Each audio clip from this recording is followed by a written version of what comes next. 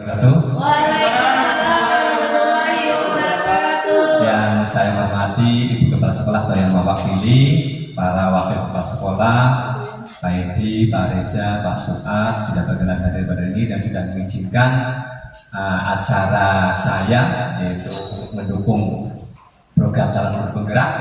Yang saya hormati Bapak Ibu sekalian yang sudah hadir pada pagi hari ini, terima kasih sudah mengikuti seperti ini. Saya tahu Bapak Ibu semuanya itu sedang sibuk-sibuknya membuat rapor. Ya. Ucapan terima kasih sekali mengganggu waktu pian yang mungkin ada yang sedang istirahat tidak terganggu ya. Jadi Bapak Ibu, di sini saya di sini bukan menggurui Bapak Ibu semuanya, tetapi di sini kita kolaborasi lah, belajar bersama. Mungkin kebetulan saya terpilih sebagai calon guru penggerak, baru calon guru penggerak ya, yang sedang menjalankan tugasnya. Salah satunya adalah diseminasi tentang budaya positif. Ya, salawat dan salam selalu kita terimakan kepada junjungan kita Nabi besar Muhammad SAW beserta pengikutnya hingga akhir zaman. Bapak yang saya hormati, mungkin saya sambil berdiri ya, ada sedikit presentasi yang akan saya sampaikan mengenai budaya positif. Ya, mungkin Bapak Ibu semuanya sudah tahu lah apa itu budaya positif. Ya, budaya positif bisa Bapak Ibu lihat di layar ya, adalah sebuah nilai-nilai yang diyakini dan diterapkan oleh sekelompok orang dalam jangka waktu tertentu sehingga menjadi suatu kebiasaan. Budaya positif bisa diartikan sebagai pendorong murid untuk mampu berpikir, bertindak dan mencipta sebagai proses memerdekakan dirinya sendiri sehingga bisa mandiri. Budaya positif dibuat melalui kesepakatan bersama antara guru dan siswa atau keyakinan universal yang diterapkan di sekolah. Tujuannya adalah agar siswa menjalankan nilai tersebut dengan penuh tanggung jawab dan tanpa paksaan. Mungkin Bapak Ibu semuanya sudah menjalankan budaya positif tidak cuma di sekolah tetapi juga di rumah. Datang tepat waktu dari rumah dengan niat dan semangat yang luar biasa, habis sholat subuh kemudian mandi, pakai baju yang rapi, sarapan pagi menyiapkan buat suaminya atau mungkin menyiapkan baju buat anaknya, itu termasuk dalam budaya positif yang ada di lingkungan. Nah kalau di sekolah bagaimana? Ini adalah keyakinan kita, niat kita dari awal untuk menjalankan budaya positif. Contohnya hanya sekali saja, Bapak Ibu tepat waktu saja termasuk dalam budaya positif. Bapak Ibu tidak buang sampah sembarangan juga termasuk budaya positif. Kalau ini dijalankan terus-menerus jadi kebiasaan yang baik, yang positif. Seperti itu ya. Ini tentang budaya positif. Nah, konsep budaya positif itu ada 8. Yang pertama adalah perubahan paradigma belajar. Yang kedua adalah disiplin positif. Yang ketiga kebutuhan dasar manusia. Segitiga restitusi, motivasi perilaku manusia, posisi kontrol guru, nilai kebajikan dan keyakinan kelas. Saya yakin Bapak Ibu semuanya sudah menjalankan semuanya. Mungkin belum tahu saja namanya, tetapi sudah pernah dilaksanakan. Ya, dari yang pertama sampai dengan yang terakhir sudah pernah dilaksanakan. Kita bahas satu persatu ya, Bu ya. Yang pertama adalah pembelajaran dengan paradigma baru. Ya, paradigma adalah suatu pemikiran, Bapak bisa lihat, merupakan pembelajaran yang dirancang berdasarkan prinsip berdiferensiasi. Ya, sehingga para peserta didik belajar sesuai dengan kebutuhannya berdasarkan tahap perkembangan sesuai dengan teori psikologi modern untuk mewujudkan profil pelajar Pancasila. Bapak Ibu masih ingat pembelajaran berdiferensiasi? Ingat ya? Sebenarnya Bapak Ibu sudah melaksanakan pembelajaran berdiferensiasi ya. Cuma kata-kata muncul sekarang. Ya, pembelajaran yang berpihak pada murid. Dikelompokkan berdasarkan pengetahuan, bisa dikelompokkan berdasarkan umur, bisa dikelompokkan berdasarkan suku dan sebagainya. Intinya apa? Kita sebagai guru harus menuntut, bukan menuntut, tetapi kita adalah menghamba kepada siswa. Siswa diperlakukan sebagai orang yang sangat istimewa karena mereka punya keunikan masing-masing. Si A mungkin pintar di bidang agama, si B tapi keterampilannya kurang. atau si C bagus dalam soft skillnya. Jadi itulah keunikan daripada siswa. Dan profil pelajar Pancasila yang digabungkan di kurikulum Merdeka ada 6: beriman, bertakwa, beragama kepada Yang Maha Esa, mandiri, bernalar kritis, berkebinaan global, bergotong royong, dan kreatif. Ini semuanya tergabung dalam profil pelajar Pancasila dan sudah menjadi visi kita sebagai sekolah. Visi kita sebagai sekolah, lembaga pendidikan mengedepankan profil pelajar Pancasila. Tentunya kalau SMK ditunjang dengan hard skill ya, keterampilan. Selanjutnya, nah ini ada miskonsepsi tentang teori kontrol ya. Ibu mengira bahwa semua murid bisa dikontrol, tapi kenyataannya tidak ya. Ibu mengira bahwa semua penguatan itu positif dan bermanfaat. Bagi kita iya, tetapi bagi orang lain yang mungkin sulit untuk menerimanya. Iya kan? Kemudian ilusi bahwa kritik membuat rasa bersalah mampu menguatkan karakter. Bagi yang sadar seperti itu, tapi bagi yang tidak sadar bagaimana? Melanjutkan, sudah dikritik apapun tetap melanjutkan. Ya, jadi ilusi bahwa orang dewasa berhak memaksa juga kurang tepat. Ya, jadi kurang tepat. Jadi ilusi-ilusi seperti ini, konsep seperti ini, tolong kita hindari dengan kita belajar tentang teori kontrol. Ya, jadi ibu bisa sukses jika teori kontrol itu dijalankan. Ya, pertama, kenyataan, realitas, kebutuhan kita sama, ternyata kebutuhan kita berbeda. Contoh, saya dengan Bapak Edi sama-sama perlu materi misalnya, tetapi ada suatu hal yang mungkin tidak diinginkan Pak Edi atau tidak diinginkan saya. Misalnya hari ini saya perlu apa? Saya perlu kehadiran Bapak Ibu sekalian. Itulah kenyataan yang berbeda. Tetapi pada umumnya kenyataan itu hampir sama. Tetapi pemikiran orang yang berbeda. Semua orang melihat hal yang sama, tetapi setiap orang melihat gambaran yang berbeda. Saya melihat Pak Inas orangnya ganteng, rapi, banyak uang, istrinya cantik, anaknya pintar-pintar, soleh, dan semuanya. Tetapi apa yang dirasakan Pak Inas? Belum tentu. Dalam artian mungkin saya kurang satu Pak Mun. Apa? Artinya apa? Kita melihat seseorang itu belum tentu yang kita pandang itu sama. Ternyata yang dirasakan sama Pak Inas itu berbeda. Ya, jadi sama kalau kita melihat siswa kita samakan kemampuannya, kita samakan materinya, pengetahuannya, tetapi mereka punya kelemahan dan kekurangan masing-masing. Ya, jadi kita harus sadar itu.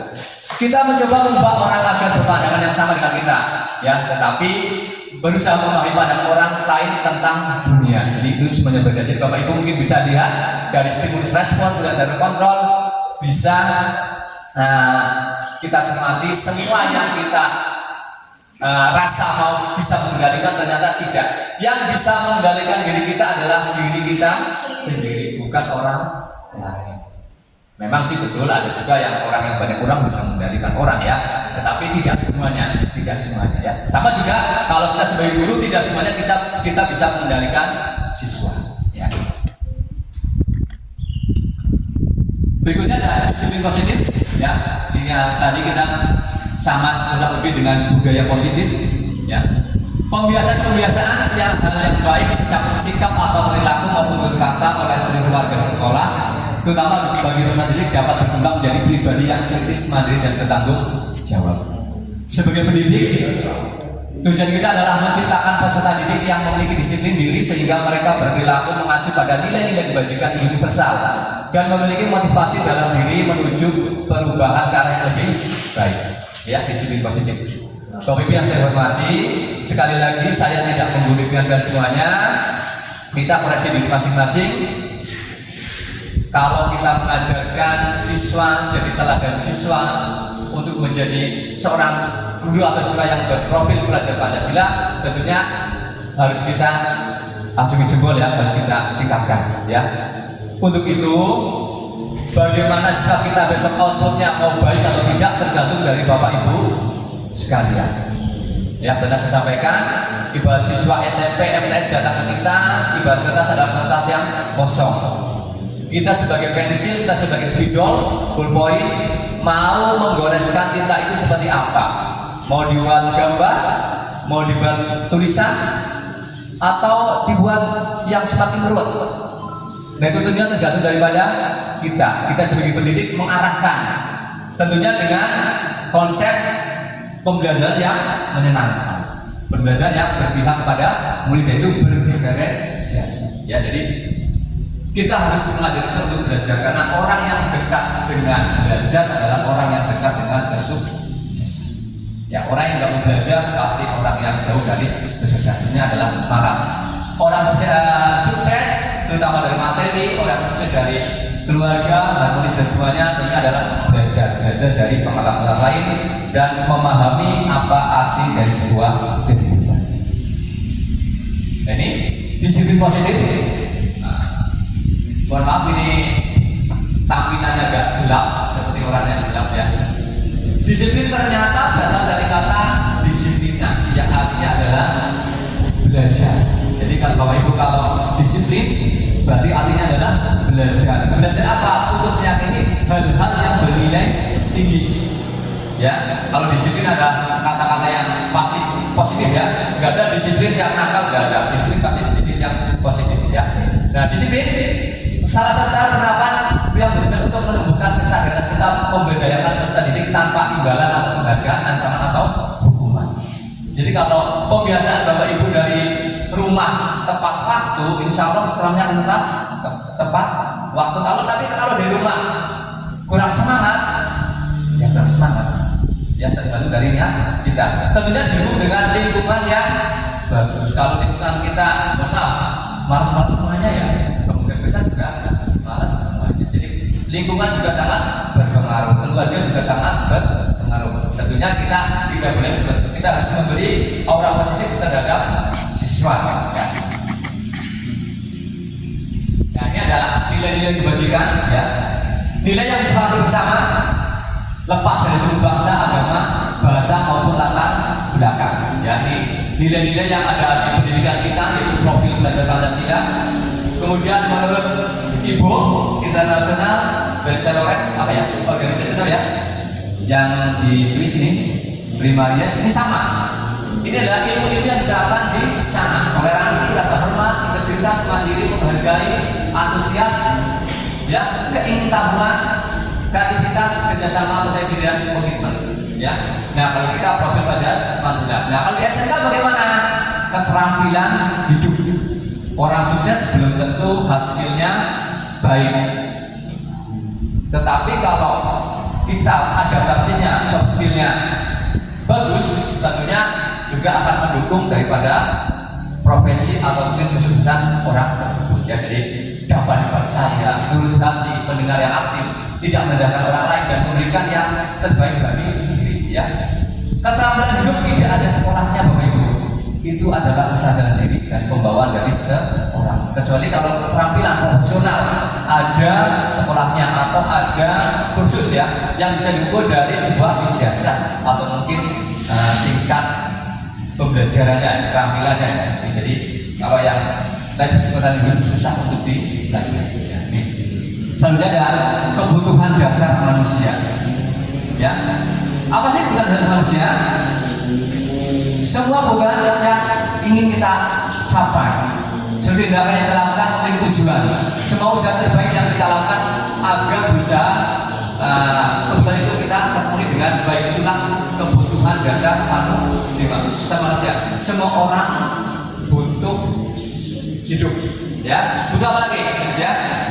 Nah ini ternyata kebutuhan manusia ada 5 ya.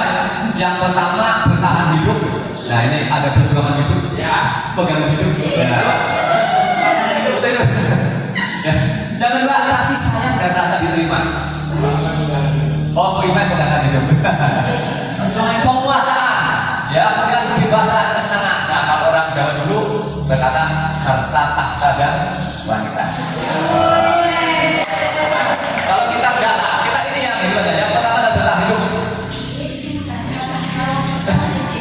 Ya, makanan, tinggal, keamanan, kesehatan. Ini adalah yang semuanya butuh dengan materi ya. Kemudian kasih sayang dan perasaan. Ada orang dengan kasih sayangnya, tidak suka dengan hartanya. Siswa juga sama. Siswa itu mau belajar karena senang mata pelajarannya atau senang dengan bapak ibu gurunya. Ya, kalau keduanya enggak, nah ini yang susah. Jadi ada chemistry antara guru dan siswa. Jadi akan menyatu. Jadi saya pun berusaha, saya juga belum mengalami hal seperti itu dalam artian melaksanakan. Marilah kita bapak ibu. Kemarin saya sudah ada pembelajaran tentang apa ya, pembawaan diri lah. Jadi kalau bisa bapak ibu, kalau bisa ya, saya sendiri belum mengalami ya, berpakaian rapi, yang perempuan yang laki-laki semuanya berdandan agar jadi guru yang dirindukan siswa. Kesannya ya. Jadi tolong saya belum menjalankan, tapi ada kita bareng-bareng bisa jadi dalam artian marilah kita berbudaya positif pakaian rapi. Ya. Kemudian penguasaan, nah ini harga diri, keinginan untuk dianggap pemimpin berprestasi diaplikan didengar. Ya, ini adalah cita-cita terutama ini laki-laki ya, kekuasaan tahta ini. Ya, hati-hati bapak ibu yang laki-laki suaminya ini. Gaji 13 ya, salah nggak saya bapak ibu sini semuanya soleh ya. Jaga dan kebebasan, nah ini mandiri memiliki pilihan, coba hal baru dan mampu mengendalikan arah dan dirinya. Ya, kesenangan, nah ini kesenangannya susah didapatkan. Bermain, humor, antusias dan tertawa. Ya, jadi bapak ibu kalau perlu humor, perlu tertawa, kebebasan ada di RPS ya. Nah ini motivasi perilaku manusia apa saja? Yang pertama adalah untuk menghindari ketidaknyamanan. Betul ya. Saya bisa seperti ini atau menjalan menjadi guru di SMA itu kenapa? Karena nyaman. Nyaman kenapa nyaman? Ya datang teman-teman boleh. Misalnya ya, misalnya kenyamanan ya. Kemudian untuk menjadi orang yang diinginkan dan bagi diri sendiri yang baik ya. Dan nilai yang mereka percaya. Jadi memang saya komitmen dari awal saya niat untuk mencerdaskan anak bangsa. Datang tepat waktu memberi teladan bagi anak, bagi istri dan bagi siswa. Ini yang bagus. Ada juga yang untuk mendapatkan imbalan dan penghargaan dari orang lain. Saya rajin lah, biar saya punya jabatan jadi bendahara misalnya. Ya. Bagus ya. Nah, kalau di sini mungkin nggak ada, malah saya jadi bendahara gitu ya. Nah, di sini itulah motivasi perilaku manusia ada 3 hal ya. Ada untuk dari ketidaknyamanan atau hukuman.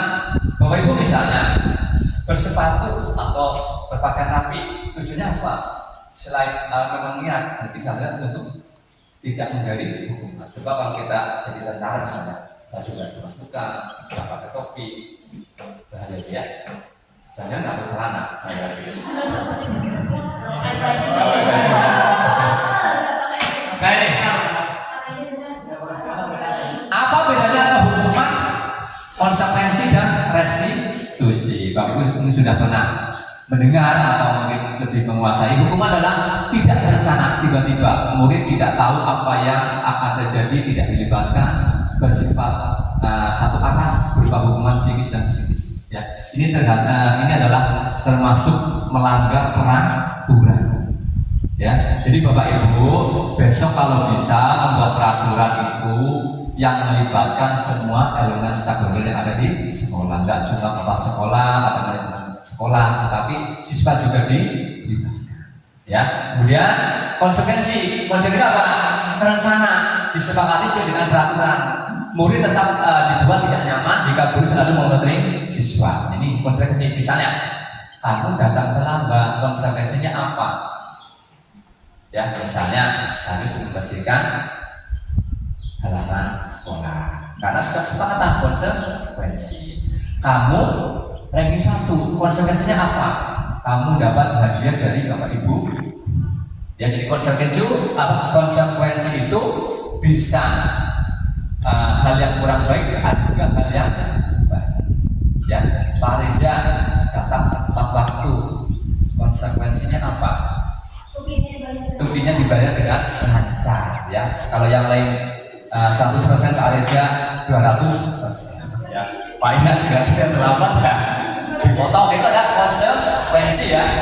Kemudian restitusi, proses menciptakan kondisi bagi murid untuk memperbaiki kesalahan, proses kolaborasi yang mengajarkan siswa untuk mencari solusi sendiri. Nah ini biasanya guru BK ya, guru BK. Tapi alangkah baiknya kalau semua guru menjalankan restitusi ya. Jadi ditanya alasannya kenapa datang terlambat ya, misalnya kenapa bisa bangun kesiangan, kita gali mungkin anaknya atau mungkin memang kondisi di rumah. Jadi kita harus cari alasan mengapa siswa itu datang terlambat atau nggak mau mencapai dan sebagainya ya, nggak mau izin dan sebagainya ya.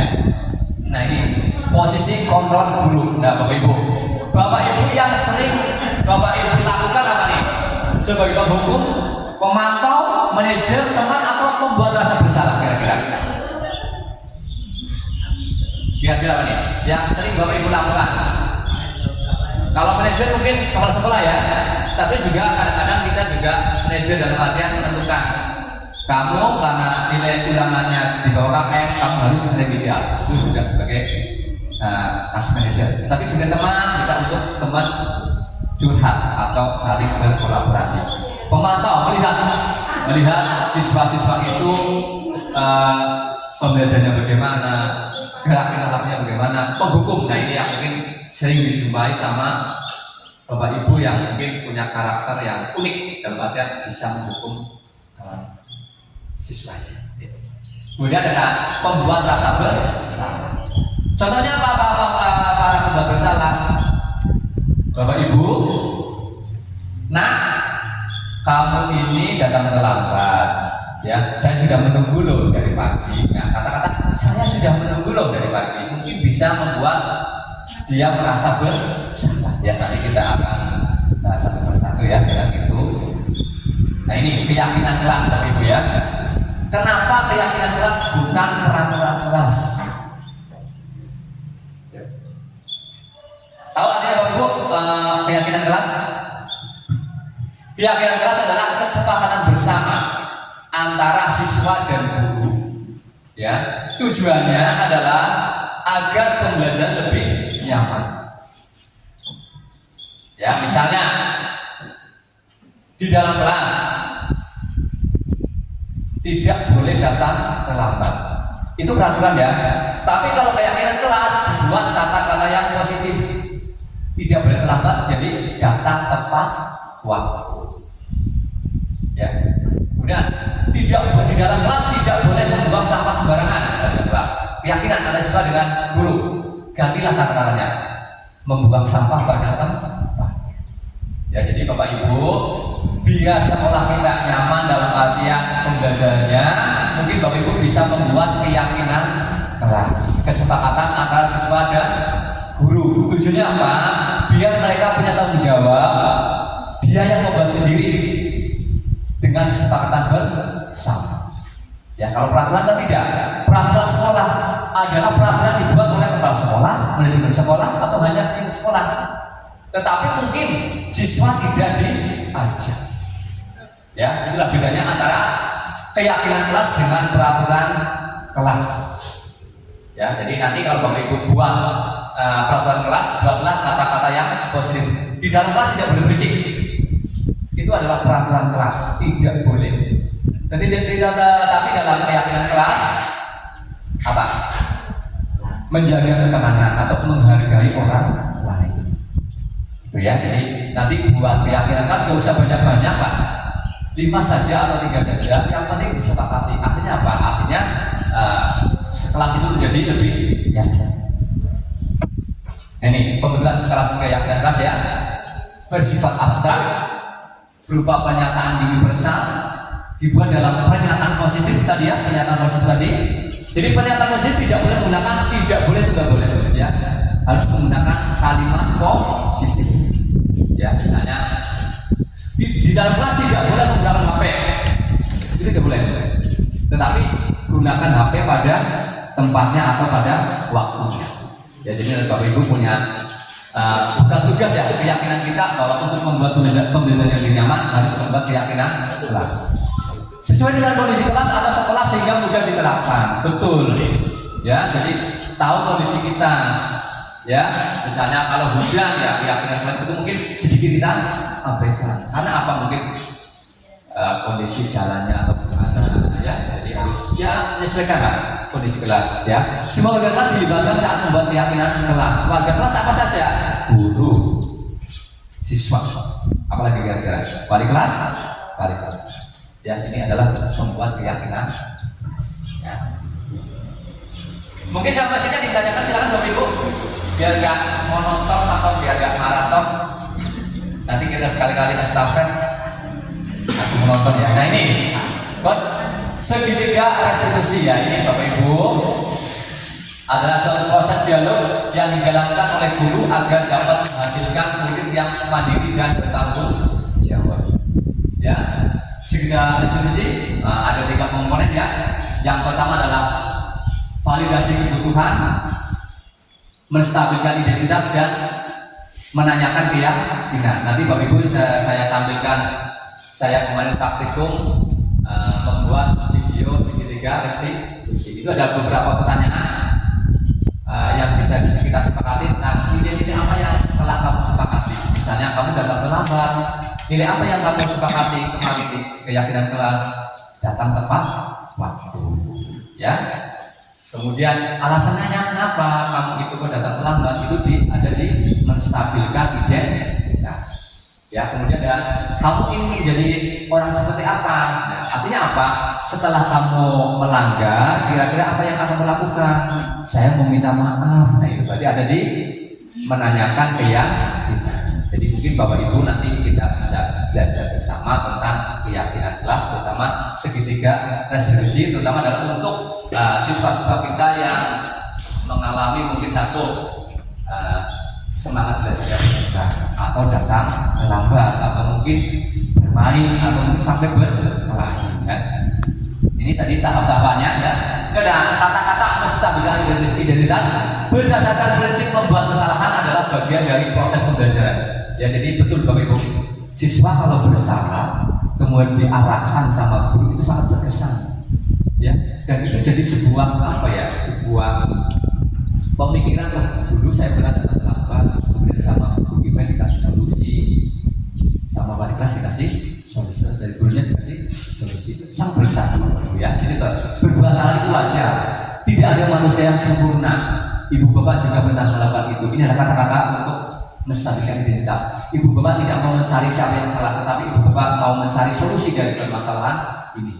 Kemudian kamu berhak merasa begitu, mungkin karena kesal, mau ngecek kawan, bully dan sebagainya ya. Ini validasi tindakan yang salah berdasarkan prinsip setiap pelaku berupa memenuhi suatu kebutuhan tertentu ya. Di sini ada kata-katanya, kamu pasti punya alasan kenapa melakukan itu. Kamu pasti punya alasan kenapa datang terlambat. Kamu punya alasan kenapa kamu sering keluar pada saat pembelajaran matematika ya. Kamu patut bangga karena telah melindungi sesuatu yang penting buatmu ya. Kamu melakukannya karena mempertahankan sesuatu yang penting buatmu ya. Menanyakan keyakinan ya. Jadi ini berdasarkan prinsip teori motor bahwa pada dasarnya kita termotivasi secara intensif, secara jadi dalam ya. Alasan-alasan itu mungkin nanti kita akan bahas bersama. Oh sudah ya. Nah ini sudah Ibu. Mungkin dari sini ada yang ditanyakan, silakan Bapak Ibu. Atau lihat dulu ya video saya praktikum segitiga restitusi.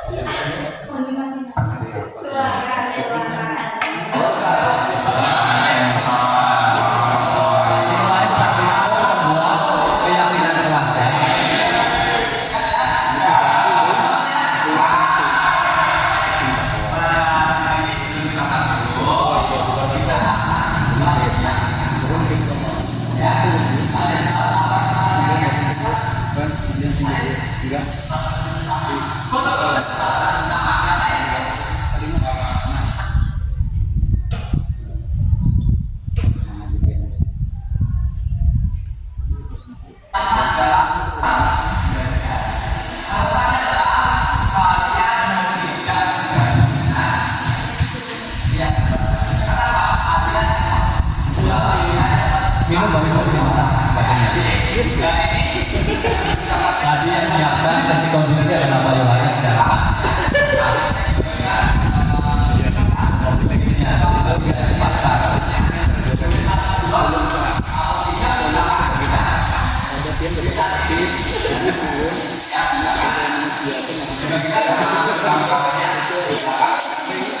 Jadi Bapak Ibu, besok mungkin sedikit untuk praktikum semester depan. Salah satu kelas yang akan kita bedakan, siswa yang masuk tahun ini wajib pakai sepatu.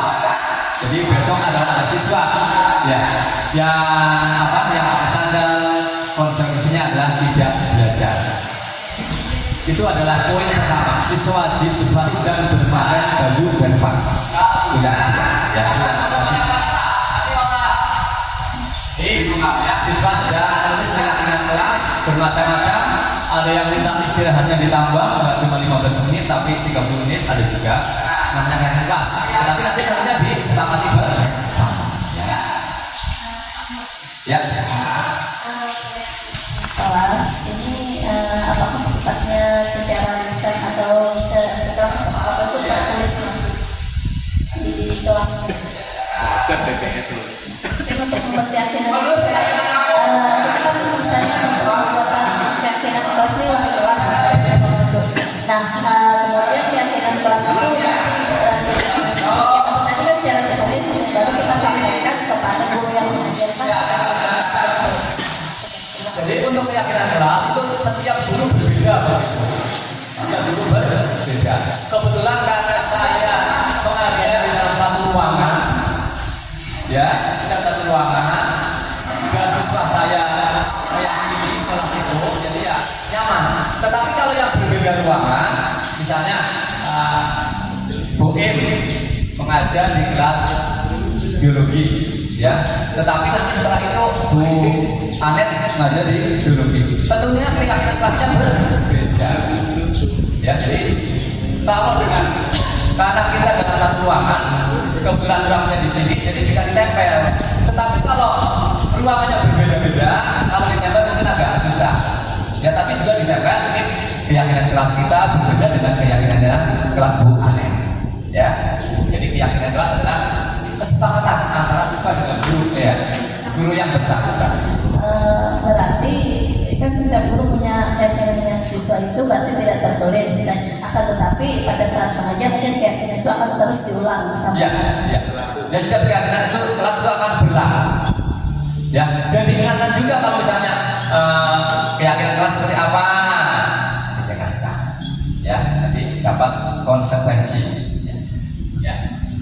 Ini yang keyakinan kelas. Sebenarnya kita kemarin juga belajar tentang